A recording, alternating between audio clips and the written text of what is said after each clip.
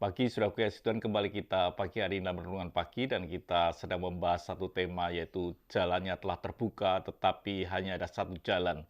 Ini peristiwa yang terbesar, yang luar biasa ketika Yesus mati, bahwa terjadi di mana tirai bait suci terbelah. Kita akan baca ayatnya di dalam Matius 27 ayat yang ke-51. Dan lihatlah, tabir bait suci terbelah dua dari atas sampai ke bawah, dan terjadilah gempa bumi dan bukit-bukit batu terbelah. Ini peristiwa kematian Yesus.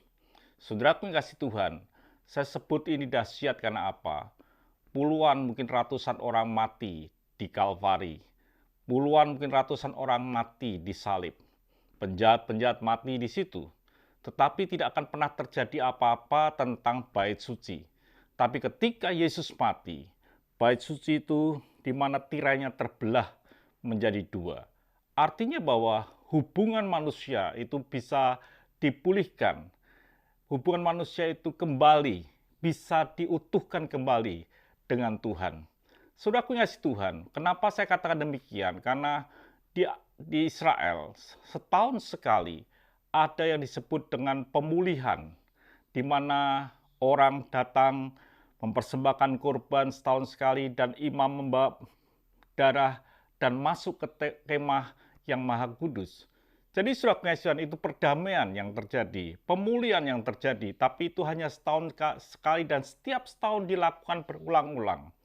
Tetapi saudara pengasih Tuhan, dengan kematian Yesus di Kalvari, di mana tirai itu yang melambangkan adalah pribadi Yesus yang terkoyakkan, yang tersembelihkan, dan disitulah darahnya boleh menyucikan, boleh memulihkan, boleh mendamaikan kita dengan Tuhan.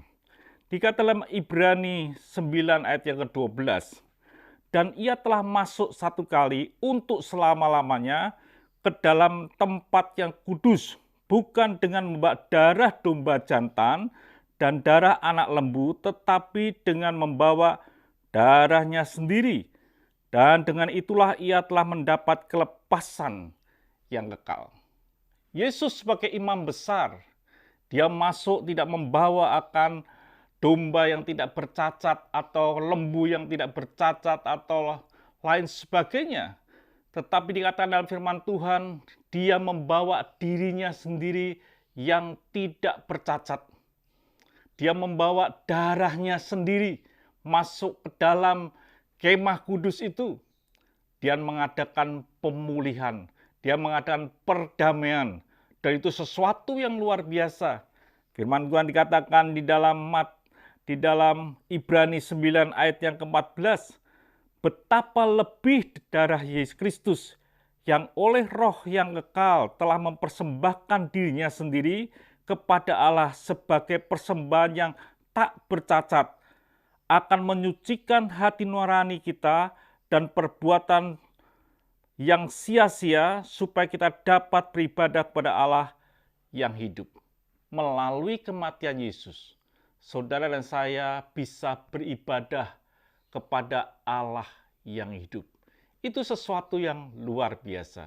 Jadi saudaraku yang kasih Tuhan, hanya ada satu jalan, dan itu hanya melalui Yesus Kristus, supaya kita bisa beribadah secara benar. Di luar itu tidak bisa, saudara Yesus. Setiap kita hanya harus membawa darah yang kudus, yaitu darah anak domba Yesus Kristus. Biarlah setiap hidup kita adalah hidup yang teroles oleh darah Yesus, supaya kita bisa beribadah kepada Allah yang hidup. Dan itu sesuatu yang menarik buat kita. Jadi kematian Yesus itu membuat kita jalan baru, supaya kita bisa beribadah dan berani beribadah di hadapan Allah.